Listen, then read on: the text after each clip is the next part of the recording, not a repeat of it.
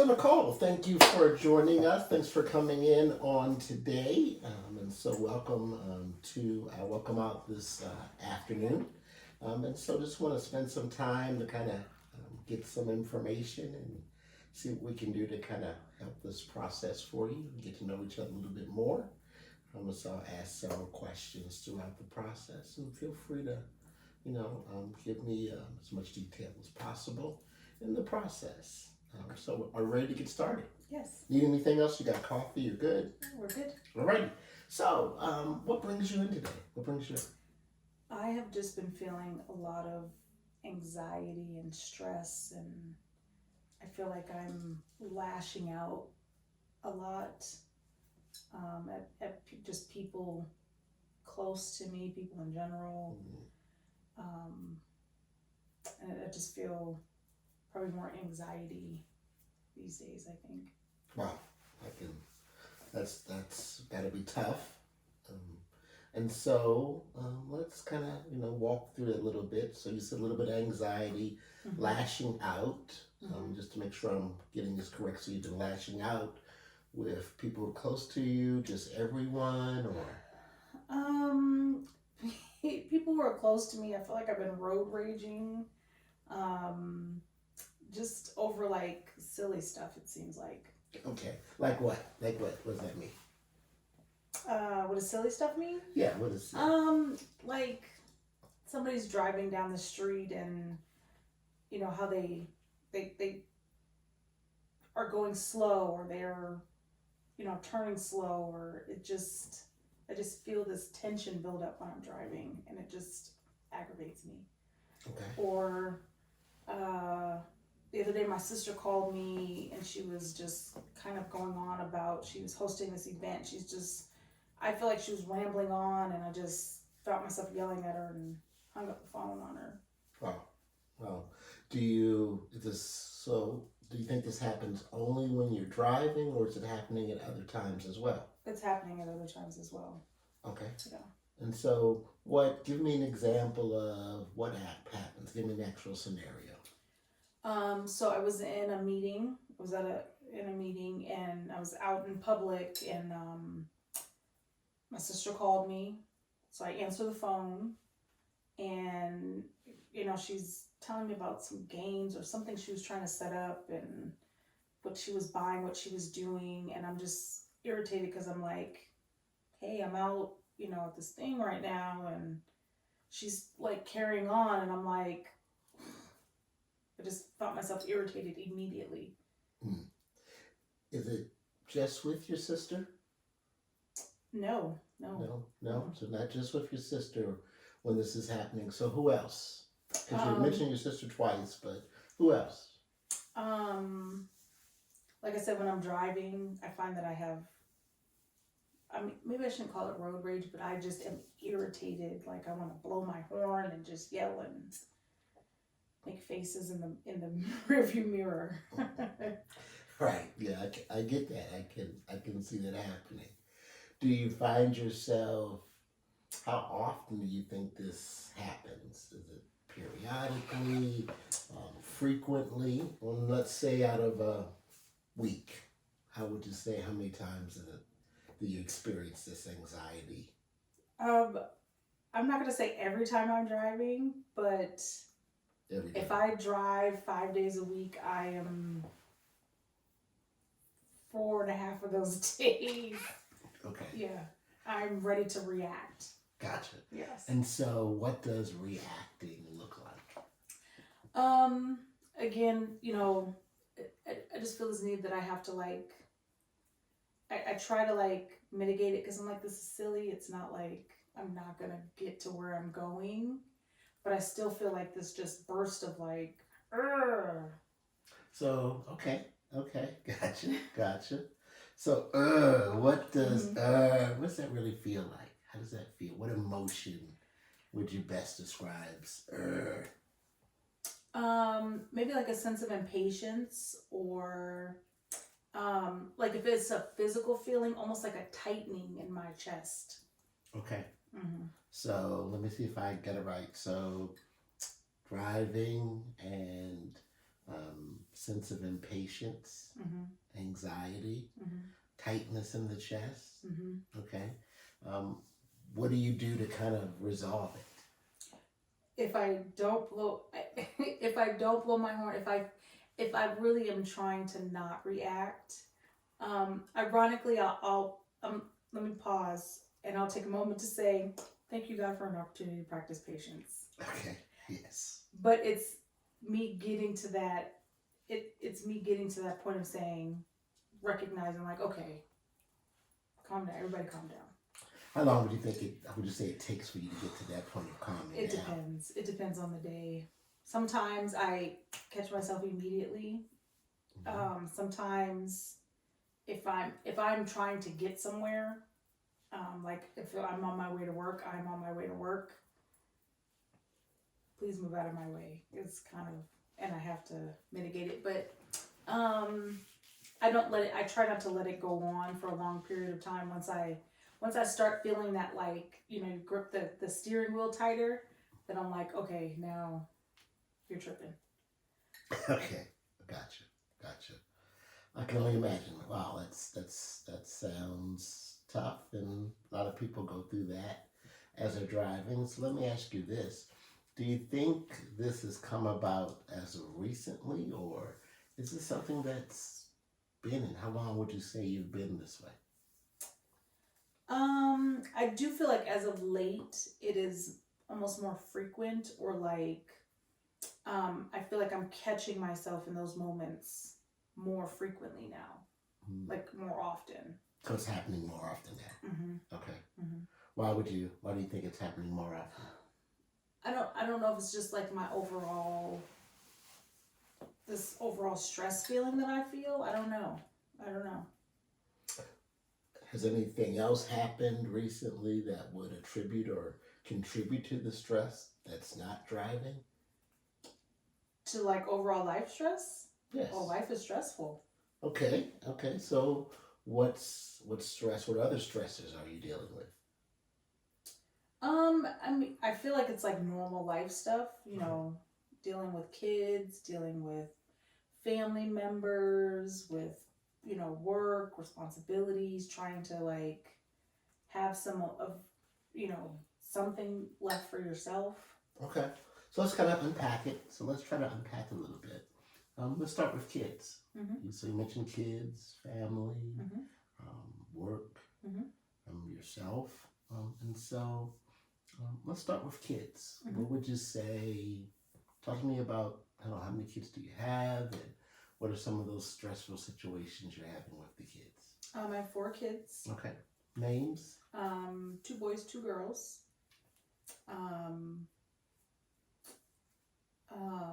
What's stressful about them? Yes. How old are they?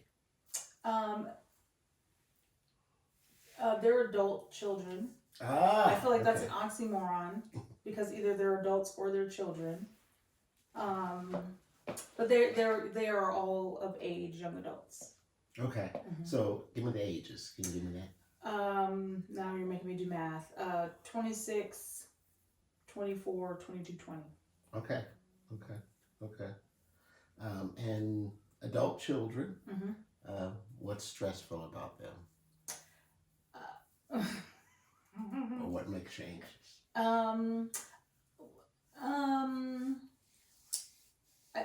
Some of it is just, they're out there in the world now, and I can't. They're adult children now, so I can't control what they do anymore.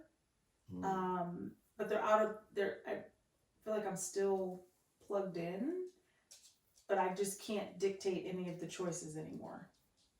It's gonna be tough. That is very tough. Yeah. That is very tough. Yes. Did it change over time in terms of that influence you had or control that you say you had? Yes. I mean, it definitely, obviously, as they graduate out of the home, that totally changes. That immediately changes the dynamic. Mm-hmm. Once they're out of the home, then I can't. I have zero control now over what they do all day long, or and I get little bits and pieces, and I'm worried about who are they with, what are they doing, just several of those things. Gotcha. And so let me ask you, when they were at home, were you kind of monitoring who they hung out with? Absolutely. Okay. Absolutely. Okay. Yeah. Okay, gotcha. Sounds good. Okay, so children, Mm-hmm. family. Mm-hmm. What's family dynamics? What's stressful there?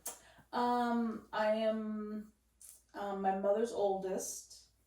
My mother has had a long time chronic illness.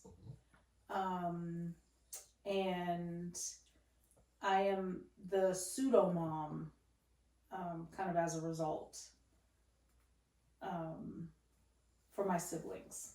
So when you say pseudo mom, what does that mean? What does that look like? I take over a mom, I don't say role of authority because that's not the right verbiage, but I've taken over kind of that because my mom has had this chronic illness for so long. I've taken over some of that stuff where you would go to a mom and say, "Hey, mom, I'm having this," or kind of like what my kids are doing to me now. I have this going on, or that's happening to me, and I've had to do that now for siblings who are also adults, and in addition, taking care of my mom. How many siblings? Three siblings. Three siblings. Mm-hmm. Boys, girls, older, younger? All younger. 2 boys and a girl. Okay, Mm-hmm. younger. How much younger? Much younger. 10 years older. There was twins. I'm 10 years older than, and then 13 years older than my youngest brother. Okay, gotcha. So when you say younger, are we talking teenager younger, or are we talking, I think you said adults, but I just want to clarify. Oh, they're all adults at this working. Point. Oh yeah, working, living their own lives. Yes. Gotcha. But they come to you. Yes, with everything. What's an example of everything? I'm throwing a party and I want to do this, or I want to buy a house. Will you help me look for the house? I was helping my mom. My brother lives with my mom still, so he'll call me for everything with my mom. Even though he's in the house, he still calls me for everything with her. It's got to be a lot. How does that make you feel when that happens? It is a lot, and I do sometimes feel overwhelmed. Okay. So a sense of overwhelm. Mm-hmm. Okay. So, okay. So just that one scenario with your siblings, or are there other scenarios with your siblings? I mean, there are definitely other scenarios. I definitely feel, even though there are 4 of us, when it comes to my mom, they're very, if I walk in the room, they're very hands off, like, oh, Nicole's here now, so she's got it. Okay, gotcha. So my mother has multiple sclerosis, and so she, and she's aging, so on top of having multiple sclerosis, now she just has, things that start to, happen as you start to reach, your more seasoned years. And so she's in and out of the hospital. And so talking to doctors or, trying to manage cares and stuff falls on me. Okay, gotcha. Okay. So let me go back again. Let me make sure your children, Mm-hmm. Your siblings, Mm-hmm. work. Mm-hmm. What's happening at work that's stressful or? Work is not so much stressful as it is just busy. Okay. What do you do? I'm a commercial sales manager. Okay. Mm-hmm. So I deal with ranchers, farmers, but on large scale. Okay. So I sell. We work for I work for a farming company that grows forage goods, so different types of hay, alfalfa, corn, that type of stock. And large scale, I deal with customers across the country, internationally. So it's just busy. It's busy, and then in the current climate, there's a lot of ebb and flows and ups and downs. This week there's a tariff, next week there's not a tariff. We could ship here, now we can't ship here. Shipping costs are up, so it's there's uncertainty in the field, but it's not so much stressful as it is just busy. I can only imagine that, especially in this government climate. Let me ask you this: what's the relationship that you have with the people that you work with? Are you over them? Are you peers? I primarily for what I do in my company, I have peers that I work with. I don't have direct reporting staff, but I do have staff, like administrative staff, that would be considered. They report to other managers, but I'm also a manager, so they don't have a direct line to me, but I do have to go to them for resources, questions, to extract information, that type of thing. Okay. And do you have direct reports yourself, or at any level do you have direct reports? Not directly to me, no. But again, they have a manager, but because of what I do, I have to constantly, Interact with them. Yes. Okay. Gotcha. Okay. So, okay. And interacting with them, how does that make you feel give me an example of a stressful scenario with one of your coworkers. Sometimes, because of the industry that we're in, some interactions can feel like the good old boys club, if you will. Some interactions. So with dealing with some of the farmer level, farm manager level people, they have been working in farming forever. They know everything there is to know about farming, and I'm just a pencil pusher. So sometimes trying to get stuff from them. So those can be irritating. I wouldn't even say irritating, but they can be. Sometimes they just cause unnecessary. I'm just coming to you asking you a question. We're on the same team here. We work for the same company. We're trying to get to the same goal. I just need you to give me what I need you to give me so we can both move on. How does that good old boys club concept, how does that make you feel? It is frustrating from the perspective of I was hired to do a job. I'm good at my job. And so just like you're good at your job, I trust that when you look out at a field, there's certain things that you can identify the same way that what I do in the office, I'm good at and I know what I'm doing. So if I'm giving you numbers or if give the information that I'm giving you, I want you to trust that it's good information. Just like I trust when you go and look at a field and you say XYZ, it's good information. And there are times when they don't. Where they'll second guess it or question it or want to, maybe go back and double check, or unless it comes through somebody else, or I have to go to somebody else to get information from them. So that is a frustrating aspect of my job. Gotcha. Okay. So let me kind of recap just briefly here. So you have your own children who are adults, who are outside of your control, your actual control. You have adult siblings also that come to you, but again, not a group that you control. And then you have work, where you don't have direct reports, but there are people who you interact with. And so do you find that the concept of having control important?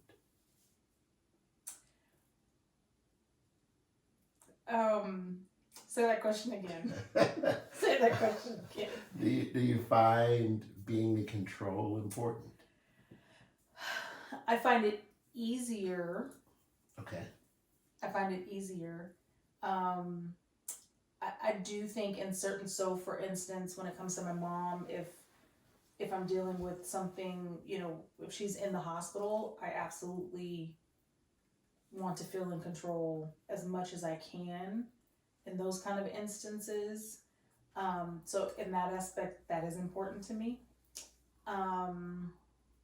Maybe sometimes I wish that I could, be a little bit more hands off with some of my sibling stuff.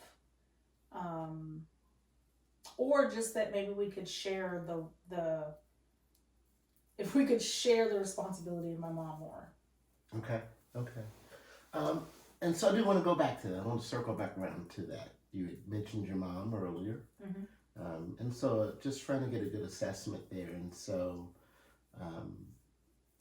but you mentioned your mom. And so give me a little bit more detail about, or a little bit more about her scenario, her situation. Chronic illness, but give me a little bit more detail there. So she has had multiple sclerosis for 22, 25 years now. She was diagnosed. She is at this stage of her MS. She's bedridden. So her legs have been the most impacted. So with MS, it's an autoimmune disease where it attacks your body, attacks its own immune system. Meaning, so like the protective lining on your spinal cord, it'll eat away at that because it thinks something's wrong in there. And so it's like, oh, we got to get rid of the threat, even though it's its own protective system. MS is a little bit different for everybody.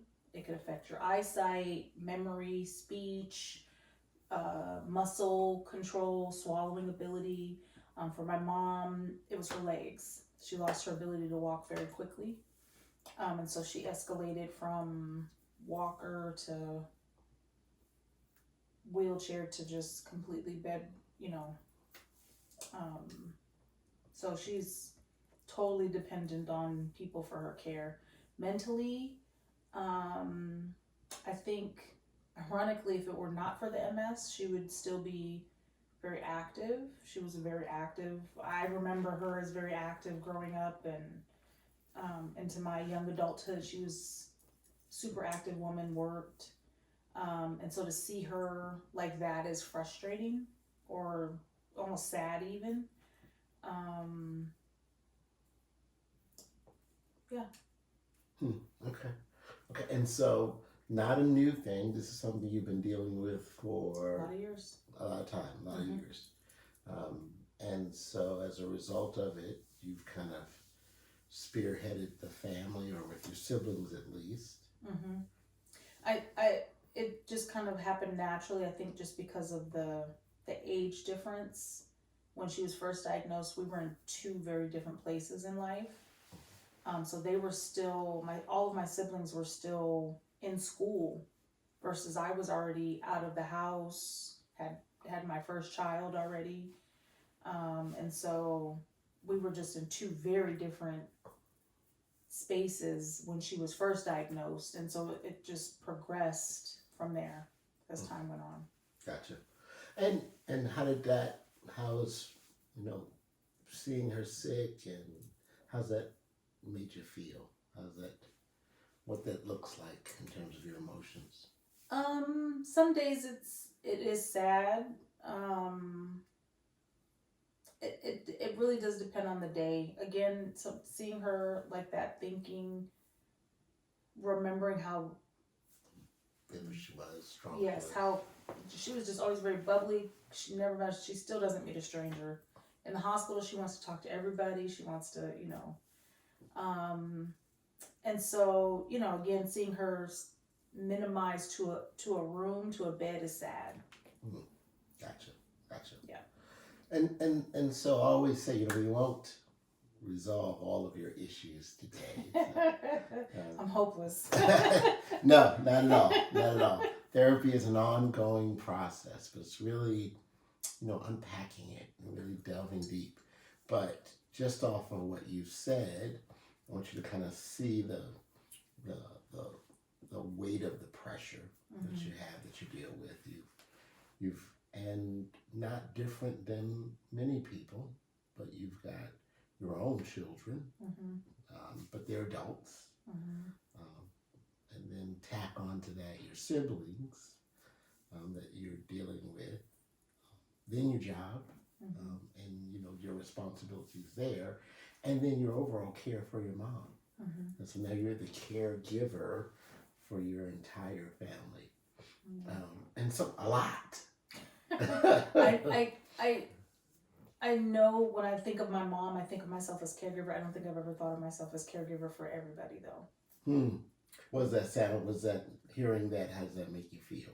Well, I know when I think of caregiver for my mom, I think of that like helping her with literally every aspect of her life, with all of her medical stuff, keeping track of that, making sure things are met, and literally every aspect of her life, like having a hand in it or a piece in it, and making sure that she is good. Okay. Yeah. Okay.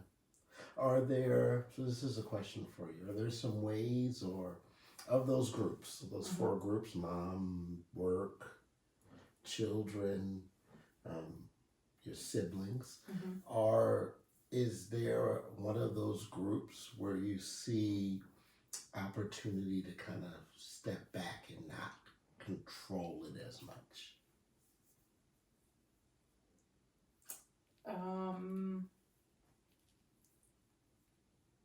In a perfect world, my siblings would be an area that I could step back from.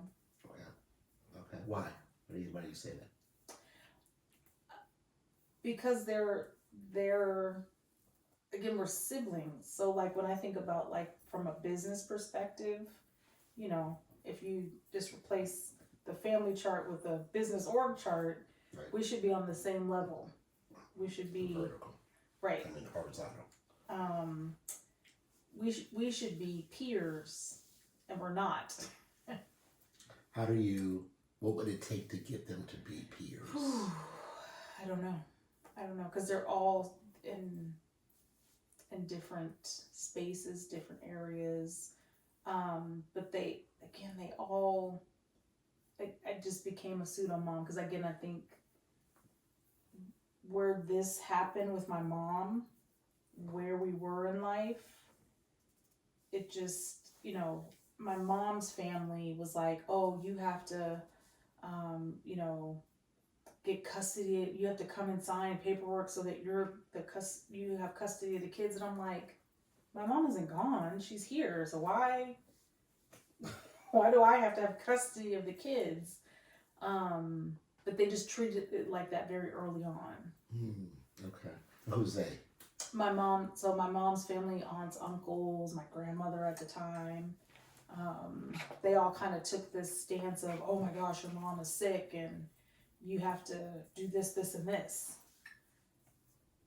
But my mom wasn't, in the early stages, she wasn't incapacitated. She wasn't unavailable. She just had a diagnosis. Right, progressively got worse over time. Okay. So I'm gonna push back just a little bit on you to kind of delve a little bit deeper, if that's okay.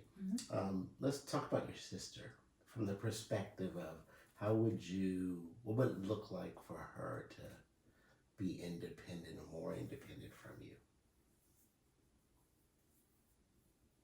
That's a big question. What would it look like to me for her to be more independent? Yeah. I think for her just to, I don't mind being a voice of reasons, or not even reason, but just like a sounding board sometimes. But I feel like she involves me in every decision that she wants to make, every, whatever it is. What's an example of a decision? Where she's gonna live, or a job that she's considering, or when she went car shopping, come go car shopping with me. Okay. Okay. So how could you? What's an opportunity to kind of take that weight off of you? What's a way that she could do that? Tell her no. I mean, That could be a start. Maybe but that just, yeah. Why couldn't you say no? Because I don't want to let her down. Because I already, yeah, I don't want to let her down. I want to, show up for her and. So, you have anxiety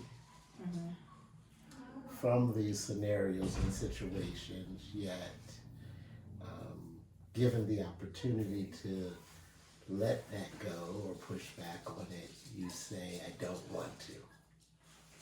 Could that happen in other areas with others as well?